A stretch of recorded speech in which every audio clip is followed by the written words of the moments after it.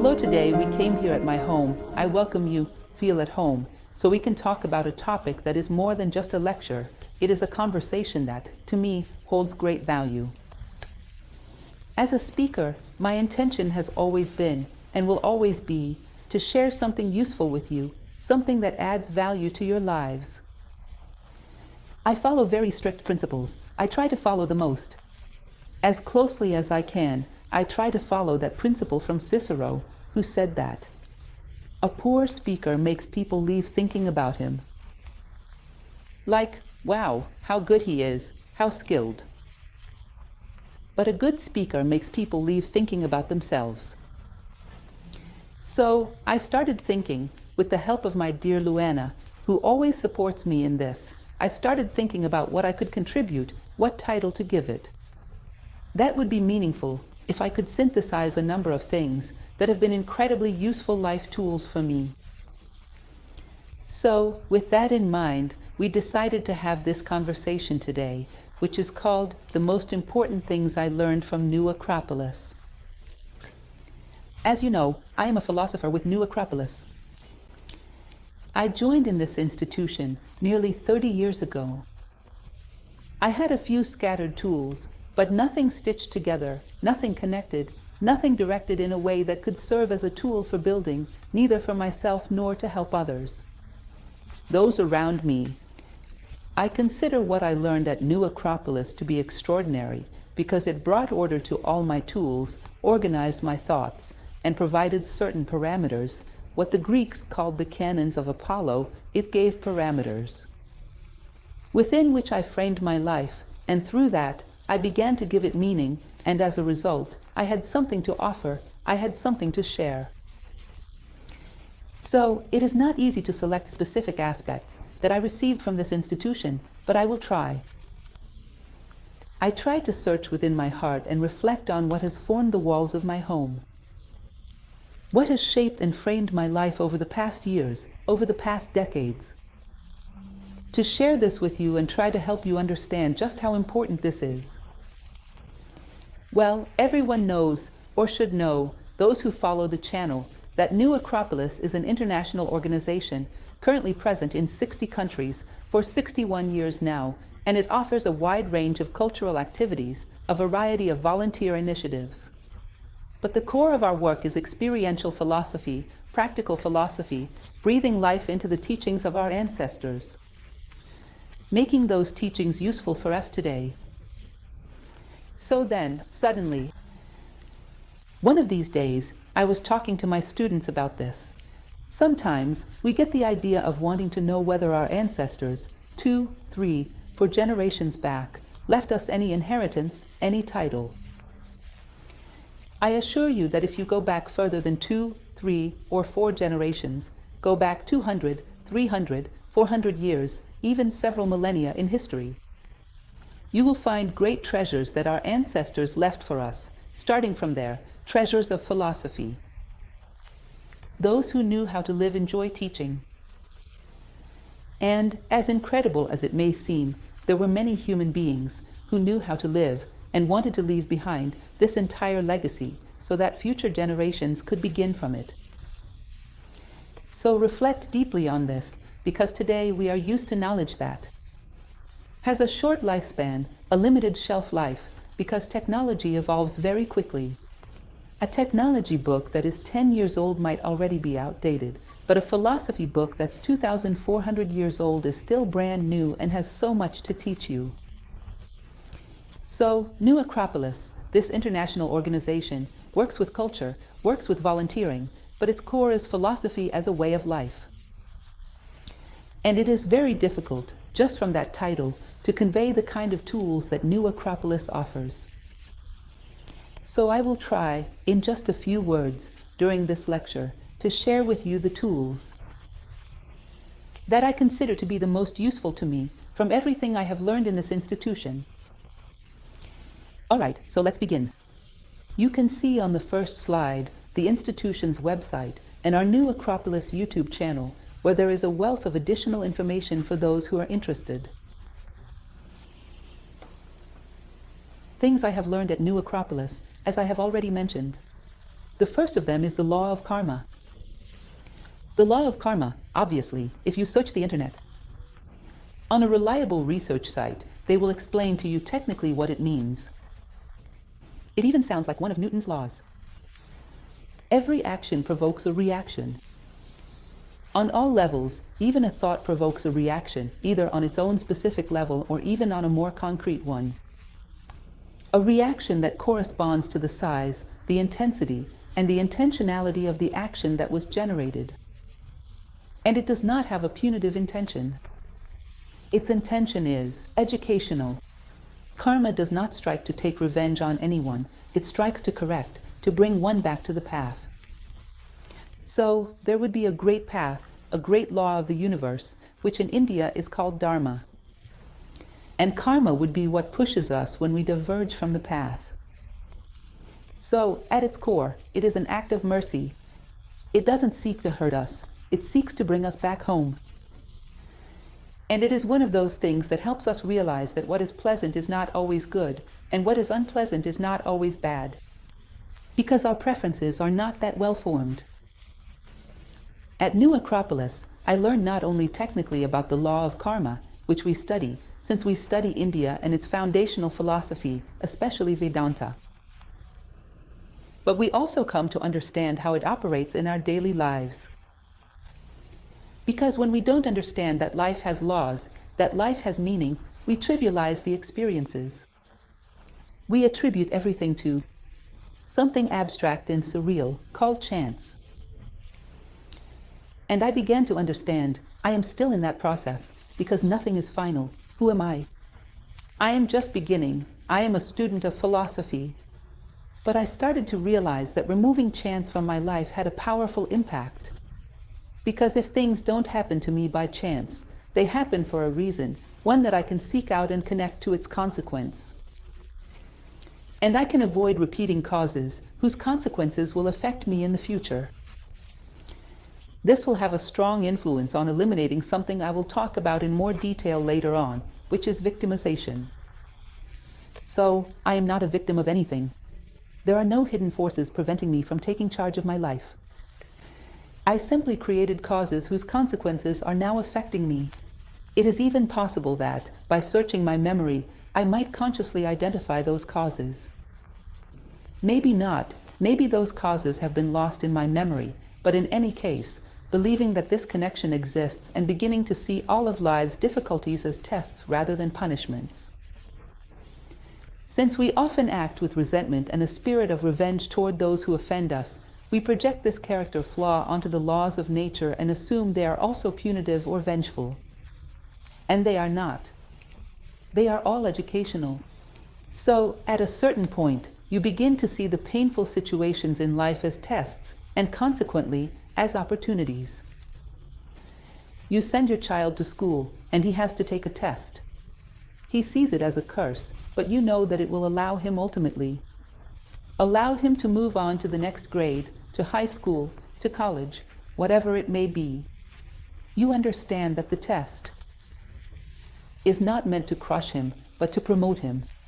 But when this applies to our own lives, because human pedagogy is a reflection of the laws of life, we often fail to recognize it. Imagine the following. One of you is here visiting me today on Easter Sunday in Brasilia.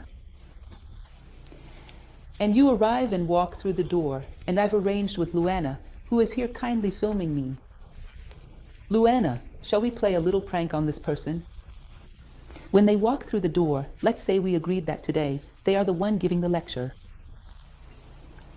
And you come in completely flustered and upset because we didn't warn you, and it feels like a tasteless joke. But if you, standing just outside the door, had overheard our conversation and knew that we were trying to conduct a test, to measure your emotional balance, you wouldn't get upset.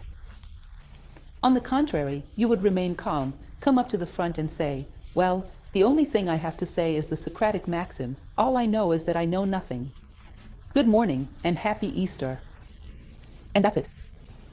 There would be no emotional impact, there would be no pain point, because you know it is just a test. Now, Imagine that state of awareness applied to all the challenges in our lives.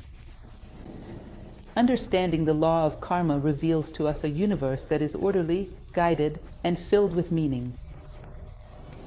So, it brings us great peace of mind. We are not at the mercy of a maddening chaos, of a meaningless triviality that could run us over at any moment. This gives us confidence. It allows us to respond intelligently in the face of difficulties. This practical application enables me to look at things and ask, what can I learn from this? I wouldn't have thought that way if I had not taken a philosophy course. I am not trying to idolize an institution here. What I want you to understand is that philosophy, throughout history, has been a systematization of all useful teachings to be applied in the art of living. And this philosophy, we carry it forward at New Acropolis. It has existed in many other institutions before, and we continue it at New Acropolis. It has always been, and will always be, useful for those who wish to learn how to live. Well, here is another interesting point. The human constitution. Think about it. How fascinating is this kind of understanding? The human constitution and the possibility of, amidst the thousand voices within us, finding oneself. I won't go into too much detail with you now, but we study various traditions, from the Greek, with the caduceus of Mercury, to the Indian septenary constitution, which show that within us, it is as if we were like a vehicle. There is a driver, but there are many components. There is the steering wheel, the wheels, the brakes, the clutch. These things are meant to serve the will of the driver, not the other way around. The driver is not at the mercy of the will of the tires. They don't just roll wherever they want while you are dragged along. You must be aware of who you are within that complex machinery and take the reins of the vehicle. So, all these traditions speak, making a very simplified comparison, because I hope you will be with us and dedicate yourselves to studying this more deeply, that we have several bodies. It is as if you had a driver, which is a higher consciousness, represented in India by a triangle, our essence. And down here, you have a physical body, an energetic body, an emotional body, and a mental body. And sometimes, when we don't engage in the practice of self-command, know yourself, master yourself, transform yourself, which is the continuation of the Temple of Delphi, from the portico of the Temple of Delphi. When we don't know how to do this, sometimes the vehicle takes control of our life. So, the paradise of the physical body is the law of least effort, similar to minerals. It wants to remain still. Take control there. If you let it dominate, the tendency will be laziness and procrastination. The paradise of the energetic body is everything that provides it with energy and resources. It becomes miserly. In other words, it expends the least amount of energy and wants to extract the maximum energy from others for itself. A miser and a selfish person. And often, with a lack of respect for small things, for objects, things have a price, but no value. The emotional body, if you let it, which is called the astral in India, will turn you and your life into a constant melodrama, pure adrenaline. Intense emotions that never allow you to think. You won't have moments of clarity, because in general, when emotion is too crude, too intense, reason withdraws. So you live in anger, live in passion, live in fury, live in sadness. This can unfold into depression. It is such a violent emotional swing that it does not allow reason to be present, and acts solely out of passion. And the mind, if you allow the lower mind, the more concrete one, to take over, it will be driven by an intense curiosity to understand how things work, but without any transcendence, without asking whom they can serve, who they are useful for, or where all of this is heading. In other words, without metaphysics, without a broader vision of the meaning of things. It is a pursuit of know-how, knowing how, but never a pursuit of knowing why or where to. So, there are these four elements that, interestingly, sometimes clash with one another. I always remember the example of the lazy and love-struck young man. Just imagine the drama. The body wants to stay in bed, while the passions want him to run to his girlfriend's house. And this creates a conflict that can lead to pain. And this vehicle has no pilot. So the vehicles keep taking turns at the wheel. This leads to internal contradictions, incoherence, and a great deal of suffering and wasted energy. Well, what did I learn within New Acropolis? That we can make use of something called intelligence, which comes from intelligere, choose among. To choose among the many things. Among all that exists within you, among the many voices, who are you? To choose within the multiple, who is the true one. So intelligence, the highest form of intelligence, is identity. It is knowing when people offer you options, when culture offers you options, to say, this I will partially take into account, this I will completely reject, because I have a self, I know myself. I have a self in relation to which I establish connections with things. I accept part of this, I accept a greater part of that, I completely reject something else, because I establish a relationship with my deep, true identity. I know how to find myself within myself. We all know that there are voices within us. What is that? What are these voices that sometimes want us to stay in bed, that want us to go out reading? Morbid news reports in the newspaper, which have nothing informative, but are more about. Morbid curiosity itself. So, how do we find ourselves in the midst of all this? Because if you find yourself, you take control of the tools, and they serve you. Otherwise, they enslave you. And this inner center ensures that you cannot be manipulated. You establish mastery over the tools and over the environment in which those tools operate. So Socrates used to say, every well-intentioned man can be manipulated, but a philosopher cannot, because he has a center of balance through which he reflects and evaluates the world. Therefore, he knows how to choose what is best. And that was a great lesson. Think about it. These are simple things. The first day I learned this, within New Acropolis, that I was not one, I was many, but that the true one. It was in the midst of all this and had to be found, that true self that already existed. There were men who founded and taught others, who left behind a map, who taught, more or less, how to walk this path. They do not walk it for us, because that cannot be done. It would be manipulation. But they more or less point the way, and that is something wonderful. So that was a second precious teaching. Let's move on to the third. The theory of the center. Trust in the laws of the universe. Well, one fine day at New Acropolis, I learned something curious about the center in the universe. When a settler goes to found a city, he places a marker there that becomes the center. There, he builds a small main church, and the city expands from that point. And when there is a festivity meant to remember its identity, to return to its origins, it goes back to that center.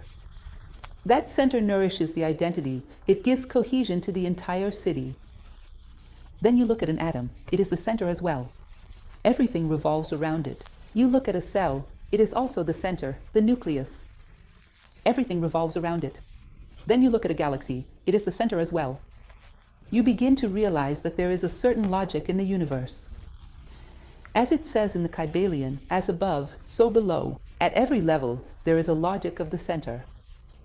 And generally, when things move toward the center, they find meaning and feel protected, feel embraced. So, at a certain point, you begin to perceive not only the center within yourself, your identity, but also what is the center of life, what is the center of the universe around you.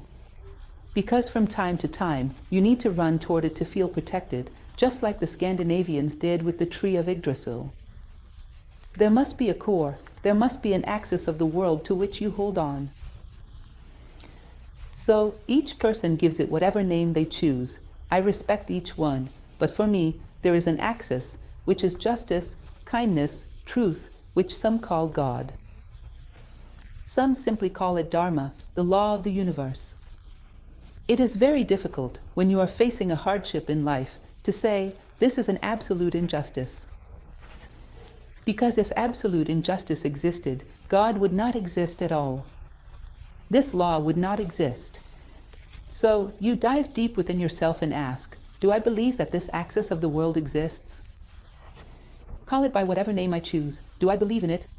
I believe there is no possibility for the world to exist without it. I feel it within me. My identity is part of this axis. So if there is an axis, then absolute injustice does not exist. There must be meaning in this experience. It must have something good in it. It must be trying to teach me something. By a very simple logic. If this absolute axis exists, it cannot allow things to exist outside of it. If there were an object that was absolutely unjust, it would deny God. It would be something over which God has no control.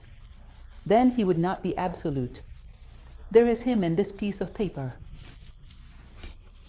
This piece of paper would limit God, or limit the Dharma, or limit whatever name you choose to give it. Understand this. So, if you return to that axis and strengthen your trust, you believe. There is law. You approach the object and already see it from a different perspective. No, my friend, you are not absolute injustice. There is no such thing. There is only one absolute. If there were two absolutes, then both would be relative. So, you are not absolutely evil. Show me your luminous face. When faced with a challenge in life, sometimes a heavy one, you can look at it and say, I have caught you. You cannot be absolute. You are not God. Show me your luminous face. You are deceiving me. You are dual, like all things. This is such an interesting element. I had a teacher who left a deep impression on me. At New Acropolis, Professor Michel Echenique, who used to say, when it rains, everyone runs home. It was such a simple, disarming phrase, but that is exactly how it is. When it rains in our lives, we need to have a home to return to, a center that shelters us and restores our trust in the order of life. Otherwise, the whole world collapses on top of you. The world is not a simple equation to understand. Our bodies age at a pace that, to us, feels incredibly fast. The people we love follow their own paths and, more often than not, end up far from us. There comes a time when we have to face things that are deeply painful, many losses, many confrontations. Life is not a simple equation. If you don't enter with a few constants defined, everything becomes an unknown. And an equation made up only of unknowns cannot be solved. There has to be at least one defined constant, in other words, an axis, so that when it rains, we know to run home. Otherwise, we are lost. We are out in the rain with no shelter. And that is a point of balance. Listen closely, those who do not believe in God. Call it whatever name you prefer. But this point of balance and trust in the law of the universe is essential to stabilize your psyche. It is vital to keep you standing in the face of the storm. Otherwise, it becomes very difficult. It is like a deeply rooted tree, a mast that you cling to when the wind blows. And the wind always blows, and it always will. So, this is an important element, the theory of the center. Remember that. It has helped me in many situations. I am not just talking to you about theories. I am sharing things that have truly supported me in my own life. Once again, Professor Michel Echenique, who was a very humorous person, used to say, if you have gone down the drain, my dear, then come out through the drain, because fortunately, by definition, every drain has an entrance and an exit. I found that absolutely hilarious, and the certainty that the drain had an exit often helped me get out of tough situations. That is, some definitions may seem simplistic, but they are a great help, a strong support in times of adversity. Well, the next topic would be the theory of responsibility. I still remember the day, I don't know, over 20 years ago, a long time, when my professor, Luis Carlos Marquez, taught me about Stoicism. That is when I learned this blessed and wonderful theory of responsibility, which comes from the Roman Emperor Marcus Aurelius. This is something truly transformative in terms of reshaping our concepts.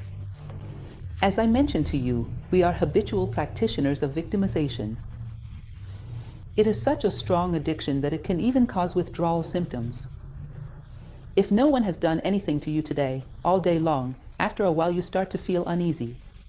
Then you begin to recall the past. You have to latch onto something. You have to be a victim every day because it creates a stimulus similar to that of a drug. And it is truly something remarkable. Because if the other person is to blame, then it is the other person who has to change. So, while it may bring you temporary relief, it comes with a serious side effect, just like any strong painkiller does. Which is, if the other person is wrong, then they are the one who has to change, not me. And then I don't change. I stay stuck in the same place. I am trying to decode a bit of this for you, in a simple way and using my own words, this theory from Marcus Aurelius, where he said, nothing happens to a man that is not inherently human. So, imagine that you come into life for a reason, because you need to grow and become closer to what nature considers a true human being. All things evolve toward their ideal, a human ideal of values, virtues, and wisdom. And you have various flaws to correct in order to come closer, to take a step toward that. These flaws you carry are like a magnetic card. It attracts into your life the elements that will allow you to work on them, to see them and to work through them. So these elements come because you called them. Because life called. There was a synchronicity, as Jung used to say.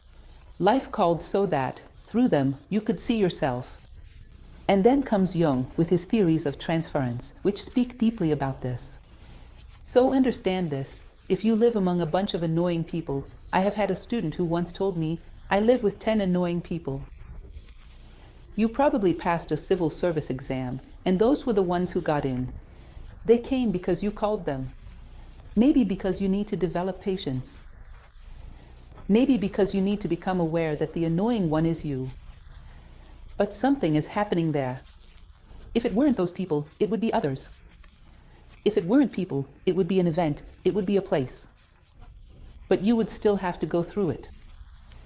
Because that place holds a key that allows you to open the next door. And sometimes, by shifting responsibility onto others, we fail to take the key. And we remain stuck in front of the same door for an entire lifetime. But it is always someone else's fault. Notice how this is a social habit, an irritating one. There are people at the end of their lives still blaming their parents for who they became, even they had stopped seeing them at the age of 18. 70% of their life was lived without their father. There was no real cause. At work, the boss is to blame. In marriage, it is the mother-in-law's fault. That one is a classic. There is always someone to blame. There is always someone who ends up carrying your shadows. Because the conscience doesn't want to pay that price. But if it does pay the price, it grows. And when you grow and look back, you end up thinking it was a bargain. It was well worth the cost for what it allowed you to become. So, this is a very interesting element. Nothing happens to a human being that is not part of the human condition. When you are playing the victim, this truth hits hard. It sends shivers through your personality. Whoa, this isn't what I thought. It is the bitter medicine for the moment of victimhood. It helps immensely. 1,001 philosophical uses. Continuing on, theory of impact, the birth of consciousness. This is an Eastern theory, which also includes these defining moments. I remember very clearly the day I learned them. And the day after, what happened from that point on. Because I had to face life in a completely different way, and it brings a certain pain, a certain resistance, a desire to just let it go and forget about it. But when we have that little philosophical itch inside us, it keeps nudging. What about that? Aren't you going to reflect on that? Look at it. Until you can't take it anymore, and at some point, you have to sit down and think it through. This period of the impact, the birth of consciousness, was very interesting. It says the following, that consciousness is born through contrast. So, if you have a white object, and the entire world were white, or blue, or red, you would only perceive the blue, the red, or the white. The moment the blue ends and the red begins, that is when you perceive both. If you have a musical note playing continuously, you don't perceive it. In fact, Pythagoras spoke about this, the music of the spheres, that would play this note continuously, and we wouldn't perceive it because it has no interruption. When a note stops and silence comes, between the silence and the sound, you perceive both. Sometimes you only realize the value of a place you used to live in after you have left it, or the value of a person who was close to you after you have lost them. This is so common and is often allowed to happen. To recognize the value of life when faced with death, this invites us to reflect on it. And then it becomes a necessary reflection, but a late one when there's nothing more that can be done. So, this idea of contrast, realizing that life suddenly creates contrast so we can truly see something, is very important. Because if you believe that life is simply unfolding along a horizontal path, and then suddenly it places a wall in front of you, creating a contrast between the horizontal and the vertical, maybe it's not trying to hurt you by making you crash into that wall. Maybe it wants you to recognize these two dimensions and choose a higher one. Maybe it is not a punishment, it is a reward. Maybe a bell has rung, it is time to grow. And if life didn't corner you with some kind of contrast, you might never realize that it is time to grow. So, we begin to view these events that shake up our lives as a clear sign of approval to move on to the next grade in the school of life. It is time to grow. It is time to move forward. We then begin to measure and reflect on, for example, this contrast between life and death in our imagination, trying to bring it into the present moment. Because if you take a look at what you will carry with you and what you can't take along, at this point, there is still time to change course. In the face of death, there is nothing more that can be done. So, I try to bring that moment to the present through reflection in such a way that I can recognize what is real in my life and what is merely an illusion. You borrow the theory of impact and ask it to give you some advice. You say, "Hey, can you lend me death in the middle of life?" There was a philosopher, Campbell, whose words I truly admire.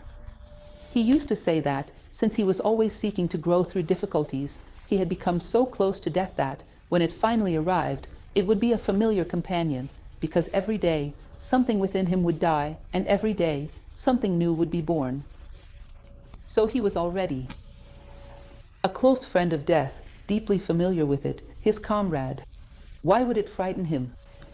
I find that beautiful. It is a practical application of the theory of impact, and it truly transforms your life. Well, one more point. Let's go. In a little while, I will invite you all to the Easter lunch. Or at the very least, I imagine all of you with me in that moment. A moment in which we are trying to bring something spiritual back to life within us. Commitment as solid ground.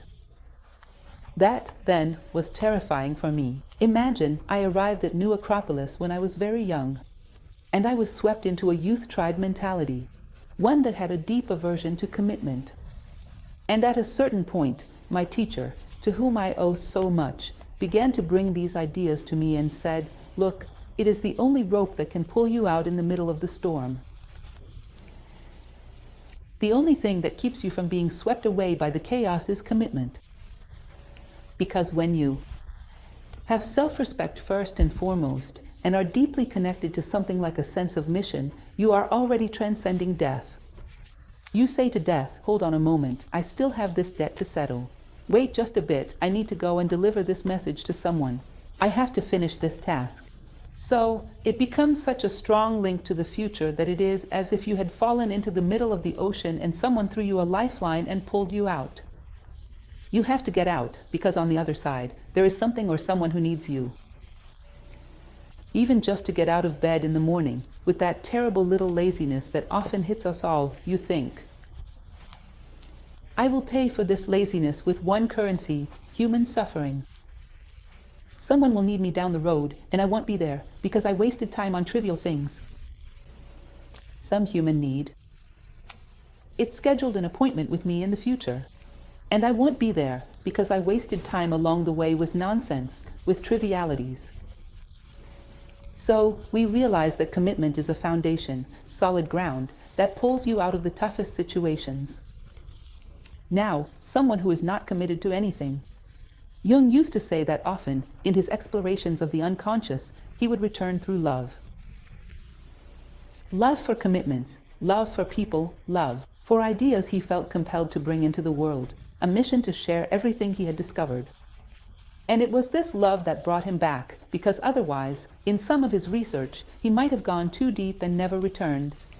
So, it seems to be more or less a consensus throughout history that this kind of commitment, born from the heart and grounded in a sense of self-respect and to others, which, at certain points in history, was considered important, and not so long ago. You have probably heard about past generations not perfect, of course, but everything has two sides. Like the gentleman who would pull out a strand of his mustache and say, "This is my word," and even if the world turned upside down, his word would still be honored. In a sense of honor, of respect, which today is very complicated because we live in a time, something we will talk about shortly, of lost trust in humanity, including a loss of trust in ourselves. So commitments become very fragile, and you no longer know what or whom you can trust. So, this idea of treating commitment as something sacred, because it is the only thing that can anchor me in the midst of the storm, is also a teaching from New Acropolis, one that has been useful to me countless times. That goes 30 years of life, where this has been a frequently used tool, and it has already borne many good fruits. Continuing with our conversation, willpower and its realization. There is an English saying that goes, where there is a will, there is a way. Will is that tremendous power which first requires a commitment, a goal. But it has the ability to drive you to overcome all the difficulties along the way. It can give you a propelling force so strong that no path is too obstructed to move forward. Once again, Professor Michel Echenique, on one occasion, said, in response to a complex question which he answered in an incredibly simple way, and that is very much the spirit of New Acropolis. Someone asked how to channel willpower in the present moment. And he said there are two tools: on the mental level, identity; on the physical level, perseverance and consistency, without haste and without pause. On the mental level, an identity: I am human. I will honor that condition. On the physical level, without haste and without pause. Facing every obstacle that appears before us, not rushing, but also not stopping. Because rhythm is essential. Rhythm sustains life. It is the rhythm of your heart, the rhythm of your lungs. It is the rhythm of the universe's expansion and contraction. Rhythm is the key to life. So above, clarity of purpose; below, rhythm, without haste and without pause. And in this way, you overcome obstacles that once seemed insurmountable. Look to history, and you will see that there have been individuals who overcame challenges once thought impossible. If one human being possesses willpower, then all of humanity holds that same potential. That seed is within us. So, if someone wants to suppress your will, they might try to grab hold of you on the physical level and break your rhythm, which is unpleasant, but you can recover. Or they might try to enter your mental space and plant a seed of doubt. Really? Is striving to become a better human being truly a worthwhile life goal? Is that really a good purpose to live for? Look at your situation. Won't you miss out on fun? Are you sure about this? If you start to wonder, really? You will. Let a crack form that reaches into the deepest parts of your life. And you will lose your rhythm, lose your perseverance, lose your consistency, you lose everything. And then comes a dogma, often misunderstood in our historical moment, that doubt is always a good thing. Doubt, like everything in the world, is dual in nature. In certain situations, it is beneficial. In others, it leads to complete loss. So, Albert Einstein must have had 1,000 doubts before arriving at his theory of relativity. But at no point did he doubt that he was, above all, a physicist. If, halfway through, he had decided to become a veterinarian, he wouldn't have had the energy to go that far. Nothing against veterinarians. I have great respect for that profession, but the fact is that some things must be clearly defined. The apex of the pyramid must be defined. The side of the pyramid you choose to climb, well, that can involve many doubts. This theory or that one, this path or another, but that your goal is to become a more complete, better human being. About that, there can be no doubt, because without it, everything else is lost and you end up going nowhere. So, this element was very useful to me, learning a practical formula to bring willpower into action, which serves all of us. Generosity as a measure of human stature as well. There were moments that were truly beautiful. They accumulate because it has been many years in New Acropolis, but some moments were especially impactful because they kept echoing in my mind until they compelled me to change. Even if just a little. And even a small change in yourself can justify an entire life. When I stop to reflect on how our society's standard of value is focused on those who have much, and when you look at history, the men of true worth were those who gave much, not those who hoarded, it leaves you deeply struck. How did we come to make such a mistake? Gibran used to say that we are a station for enriching the gifts of life.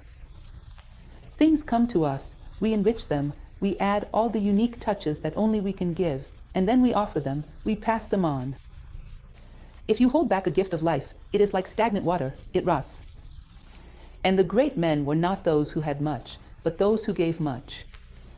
And the more you give, the more life will ask of you. So, if you are generous with your possessions, that is good. Life will ask you to be generous with your emotions. To not be so vain, not so arrogant. To have patience with others. If you accept and give, it will ask you to be generous on the mental level. To be free of dogmas, free of prejudice, free of distorted views. If you give, life will keep asking for more, more, and more, until it integrates you with a universe that has no limits. This is the idea of unity. Now, if it reaches a certain point and you say, not this, all right, life will respect that. But that is your size. A person is as big as their generosity, and you can feel that. How open is my heart? That is my size. The width and height of the door to this mysterious heart of mine, this center, this symbol, this is my true stature. Everything else is illusion. This was also something that held fundamental importance for me. And finally, though it is not the last thing I have learned, this could be a whole seminar, maybe one that runs until next Easter, but here are a few elements for reflection today. The last thing I will talk about is the idea of unity as transformation and direction. Professor George Angel Livraga Rizzi, who founded New Acropolis, used to tell a little story that I find incredibly beautiful. I love little stories, to begin with. India taught me that they are the best pedagogical tool. The genre of Nidashastra, education through stories, is something truly remarkable. And Professor George Angel used to tell the following: imagine that you are someone who doesn't like the sun. I don't know, it is a strange thing. I don't like the sun, I just don't. So, I live in a dark house with windows and doors closed. I want nothing to do with the sun. Then one fine day, I reconsider this dogmatic and peculiar stance and decide to make contact with the sun. I open the doors, I open the windows, and I let it in. Notice that whether my house is closed or open, my distance from the sun remains exactly the same.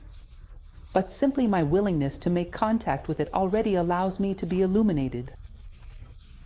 In that moment, it already brings me light. So, if I walk 1 kilometer, 2 kilometers, 100 kilometers, that light grows stronger. But simply the conscious choice, the desire to be in contact with it, already transforms my life in the present moment. So, these traditions, generally speaking, starting with Pythagoras and his decad, which began with the number 1 at the start of the sequence and ended with 10, where 1 plus 0 equals 1 again, teach that the universe originated from unity in order to expand consciousness.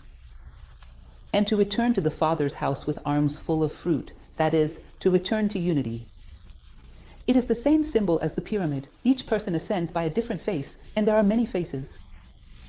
But there is a clear sign: if a person is ascending, they are drawing closer to unity, meaning they embody more fraternity, more generosity, more inner and outer harmony. If someone is increasingly in conflict with themselves and with the world, it is a sign that they are descending. There is little doubt about that. So, we must understand that this idea of unity is the right direction toward which we should move. Whatever it is that we'll do, it should necessarily lead to more fraternity, more understanding, more integration, more harmony, and a greater ability to take your place in the world in a productive way. Not just for yourself, but for the world. To leave the world just a little better than you found it, even if just a little. And also to leave this life a little more whole, a little more integral than when you arrived. Just a little bit, integrating the inner and the outer. That is the evolutionary purpose of the universe. So, when we are uncertain about an immediate decision, think in broader terms, think about the end of the path. It is about fraternity. For someone who seeks fraternity, what should I be doing right now?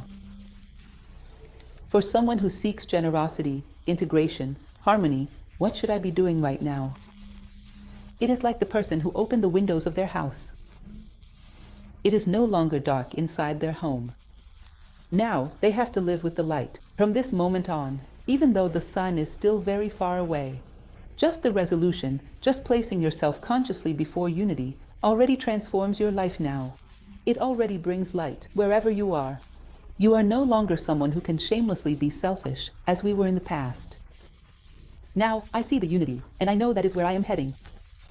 My conscience will demand a very high price. If I go against the direction of the sun, against the direction of my life's purpose. So I have a reference point. If I am climbing the pyramid, I am getting closer to unity. If I am moving away, it is because I am going down. This is a spatial geometry that is hard to question. It is obvious. So these are elements that have been right in front of us all along. All along. But one day, philosophy, which was made as a school of living, comes and shows you, saying, look here, you are not taking these things into account. We are scattered, and we end up alienating ourselves in shadows. These are the small material things that should not be disregarded, but rather illuminated from above downward.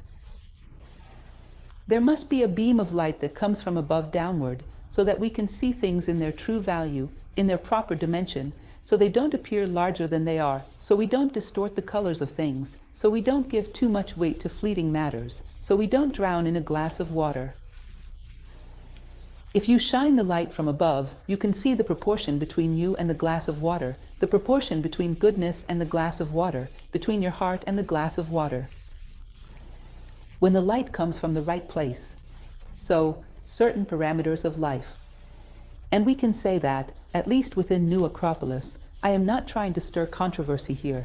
There must be many people around the world seeking this, and I am not omniscient to know exactly who is seeking it. There must be, and the more there are, the better. But within New Acropolis, we seek this. I work for this, we work for this. As an institution, across the world, in 60 countries, with more than 80 branches in Brazil, we work for this. To bring awareness to a heritage that is already there, but that we have not yet embraced. Imagine a very simple example. You are hungry and have money in your pocket, but you are not aware of it. You continue to go hungry. When we become aware of our inner wealth, our lives change.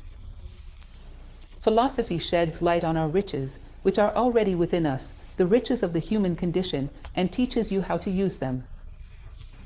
So, it is a very practical school of life. It is not connected to religion, politics, or science, although it studies and reflects a bit on all human endeavors. But it is deeply connected to the art of living in an increasingly human way. Well, this is what I wanted to share with you once again, our website, our YouTube channel. I hope to see you around. What I wanted today, in a very simple way, I hope I was able to do it, and with complete honesty, is to tell you that when I came here 30 years ago, sometimes people tend to personalize things, saying, look how good Lucia is. But when I came here 30 years ago, I was a well-intentioned young woman, yet my whole world was falling apart. Philosophy helped me piece my puzzle back together. And I wouldn't have been able to do it alone. I see in all of you, as one of our teachers says, something like a beautiful day basking in the sun on the beach. And get that Plato's justice, the theory of the center on its own, it wouldn't have worked. I needed someone to show me these possibilities. Because for me, they were truly surprising. I would never have discovered them on my own. The tendency of the collective mindset, would probably have conformed me. So, philosophy takes all the potential you have and helps you put it to use. It doesn't give anything for free. You are the one who has to walk the path. But it helps bring order to your inner world, sharpen your tools, enhance your possibilities, your inner powers, drawing from the inner powers we have inherited from humanity. If I dedicate this to you, I am dedicating it so that everyone may enter the school, not because I believe that will be possible, but because I hope that everyone can have at least a bit of philosophical reflection. Certainly, whether you agree or disagree, because I respect those who disagree. But I am doing this with the intention of offering the best of what I have. And therefore, as Helena Blavatsky says, whoever does their best, does all that can be expected of them. And that brings me great peace, a deep sense of calm. And this joy, this peace, I dedicate to you today, on this Easter Sunday. Thank you very much, and a warm embrace to you all.